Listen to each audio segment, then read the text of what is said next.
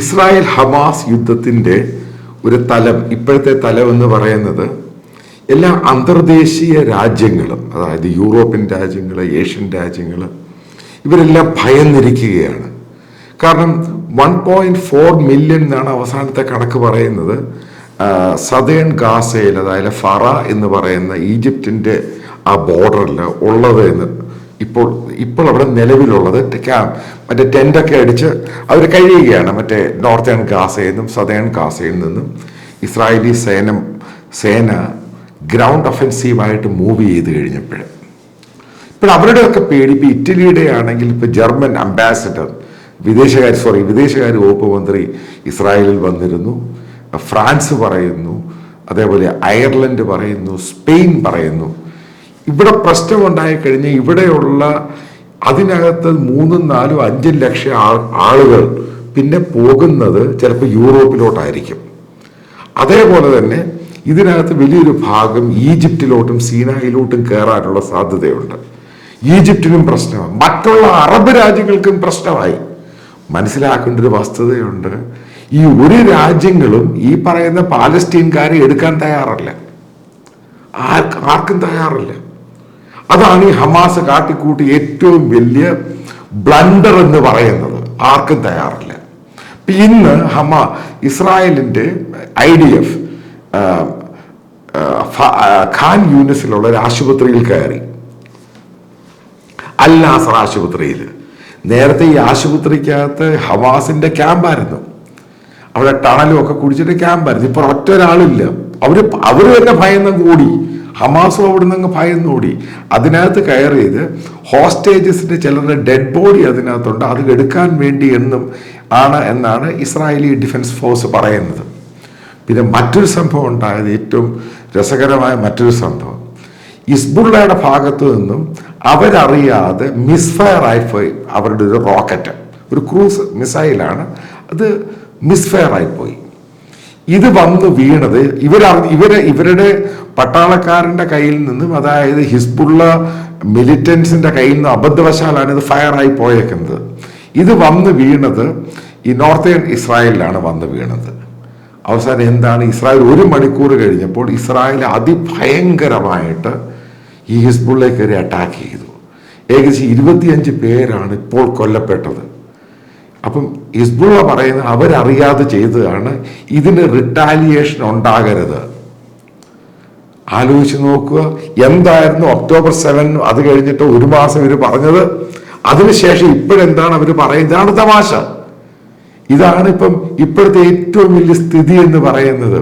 ഹൂത്തികളുടെ സ്ഥിതി നിങ്ങൾ കണ്ടു കാണും, നിശബ്ദമായി പോയി. കാരണം അവർക്കും ഫയർ ചെയ്യാൻ പറ്റാതായിപ്പോയി. കാരണം അതിഭയങ്കരമായിട്ട് റിട്ടാലിയേഷനാണ് അടിക്കുന്നത്. അതേപോലെ തന്നെ ഹിസ്ബുള്ളയ്ക്കും അതേപോലെ അടിയാ കിട്ടുന്നത്. കാരണം അവരുടെ കയ്യിൽ നിന്ന് ഫയർ ആയിപ്പോയി അറിയാതെ. അത് വന്നു കഴിഞ്ഞപ്പോൾ തിരിച്ച് 25 പേരെയാണ് കൊന്നത്. ഏകദേശം 1800ഓളം ഹിസ്ബുള്ളക്കാരാണ് കൊല്ലപ്പെട്ടത്. ഏകദേശം 12,000-ഓളം ഹമാസ് ഭീകരന്മാരാണ് കൊല്ലപ്പെട്ടത്. അവരിൽ തന്നെ ഏകദേശം 12,000 പേര് ഹമാസ് ഭീകരന്മാര് ഇൻജുവേർഡായി പോയി, സീരിയസ്ലി. അവരുടെ കുടുംബം അവരെല്ലാം കൊല്ലപ്പെട്ടു പോയി. ഇതാണ് ഒക്ടോബർ 7 കേരളത്തിലെ കുറച്ച് വൃത്തികെട്ട സുഡാപ്പികളും അവരും എല്ലാം പറഞ്ഞ സംഭവം. ഇതാണ് അവർ ജയിച്ചു എന്ന് പറഞ്ഞു. ജയിച്ചല്ലോ, ഇവിടുത്തെ സ്ഥിതി ജയിച്ചു എന്ന് കണ്ടല്ലോ. അവിടെ മരുന്നില്ല, ആഹാരമില്ല, വസ്ത്രമില്ല, ഒന്നുമില്ല. 14 ലക്ഷം പേര് ഇങ്ങനെ തുലാസി നിൽക്കുക, ഏത് സമയത്തും ഏത് രീതിയിലും കൊല്ലപ്പെടാം. അപ്പൊ അവർക്ക് ഒഴിഞ്ഞു പോകാൻ അവർക്ക് എക്സിറ്റ് കൊടുത്തിട്ടുണ്ട്. ഇത്രമാത്രം ഇന്റർനാഷണൽ പ്രഷർ വന്നിട്ടും ബെഞ്ചമിൻ നെതന്യാഹു വളരെ കൃത്യമായിട്ടാണ് പറഞ്ഞേക്കുന്നത്, അവർ അവസാന വിജയം വരെ അവർ നിൽക്കും. ഇത് എടുത്ത ശേഷം മാത്രമേ അവർ നിർത്തുകയുള്ളൂ. പക്ഷെ എനിക്ക് തോന്നുന്നില്ല ഇവര് ഇതേപോലെ കണ്ടിന്യൂ ചെയ്യാനുള്ള സാധ്യതയുണ്ട്. കാരണം അമേരിക്കയുടെയും മറ്റുള്ള രാജ്യങ്ങളുടെയും പ്രഷർ, അതേപോലെ തന്നെ ഇതേ പാലസ്തീൻകാര് ഇനി അവിടെ പോയി കഴിഞ്ഞാൽ പോകാൻ പോകുന്നത്, കാരണം അല്ലാതെ ഇവർക്ക് പോയേ മതിയാകത്തുള്ളൂ. ഏതെങ്കിലും എങ്ങോട്ടെങ്കിലും വലിച്ചു കയറി പോകണം. ഇപ്പൊ യൂറോപ്പിലാണെങ്കിലും അറേബ്യന്റെ മറ്റുള്ള രാജ്യങ്ങളിൽ പോകണം. ഏത് സ്ഥിതിയിൽ നിന്നാണ് ഇത് മാറിപ്പോയെന്ന് മനസ്സിലാക്കുക. ഇവർ ഗാസയിൽ താമസിച്ചുകൊണ്ടിരുന്നതാണ്. ഇന്റർനാഷണൽ കോൺട്രിബ്യൂഷൻ കിട്ടിക്കൊണ്ടിരുന്നു, ഫണ്ട് കിട്ടിക്കൊണ്ടിരുന്നു, അറേബ്യൻ രാജ്യങ്ങളുടെ ഫണ്ട് കിട്ടിക്കൊണ്ടിരുന്നു, അവരുടെ കാര്യങ്ങളൊക്കെ നടന്നുകൊണ്ടിരുന്നു, ഒരു അഡ്മിനിസ്ട്രേഷൻ ചലിച്ചുകൊണ്ടിരുന്നു. ഇപ്പൊ വെസ്റ്റ് ബാങ്കിലെ സ്ഥിതി എന്തുവാ? അവിടെയും സ്ഥിതി വളരെ കഷ്ടം. 60,000 ജോലിക്കാർക്ക് കഴിഞ്ഞ 4 മാസമായിട്ട് ശമ്പളം കൊടുത്തിട്ടില്ല. ഒരു കാരണവശാലും വെസ്റ്റ് ബാങ്ക് എന്ന് പറയുന്ന പാലസ്റ്റീൻ അതോറിറ്റിക്ക് ടാക്സ് കളക്ട് ചെയ്യാൻ പോലും അവർക്ക് ആളുകളില്ല. അവരെ ക്രോസ് കഴിഞ്ഞ് എക്സൈസ് ഈ പറയുന്ന ടാക്സ് ഒന്നും കളക്ട് ചെയ്യാൻ പറ്റുന്നില്ല. എക്സൈസ് ടാക്സ്, ഈ പറയുന്ന ഒരു ടാക്സും, സെൻട്രൽ എക്സൈസ് ടാക്സ് ഒന്നും അവർക്ക് കളക്ട് ചെയ്യാൻ ആളുകളില്ല. ഇതെല്ലാം അവരെ സഹായിച്ചുകൊണ്ടിരുന്ന ഇസ്രായേലായിരുന്നു. ഇവിടെ പ്രശ്നം ഉണ്ടായിരിക്കുമ്പോൾ അവന്മാർ ഓർത്തു ഞങ്ങൾ ഇപ്പോൾ നേടും. അതിന്റെ പേരിൽ ക്രോസ് ഫയറും സപ്പോർട്ടിങ് ഫയർ ആയിട്ട് കവർ ഫയർ ചെയ്യാന്ന് ഹിസ്ബുള്ള ഫയർ ചെയ്തു, അവസാനം ഹൂത്തികൾ ഫയർ ചെയ്തു, അവസാനം എല്ലാം കൂടെ കുളമായി. ഇപ്പൊ ആർക്കും വേണ്ട.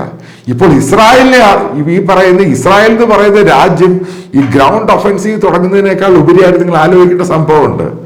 പാലസ്തീനെ ആർക്കും വേണ്ട, സൗദിക്ക് വേണ്ട. ജോർദാൻ എന്താണ് ഇന്നലെ അമേരിക്കൻ പ്രസിഡന്റ് ജോ ബൈഡനോട് പറഞ്ഞത്?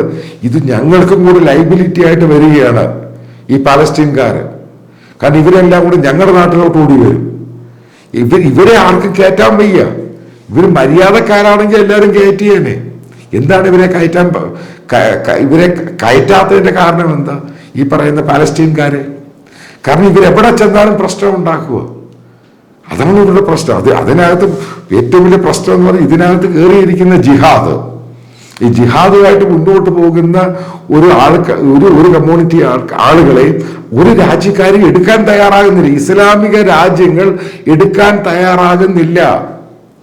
നേരത്തെ ബെഞ്ചമിൻ നെതന്യാഹു UAE-യോടും സൗദിയോടും ചോദിച്ചതാണ്, ഇവിടെയുള്ള കുട്ടികളെ നിങ്ങൾക്ക് കൊണ്ടുപോയി പഠിപ്പിച്ചൂടെ എന്ന് ചോദിച്ച ചോദ്യമാണ്.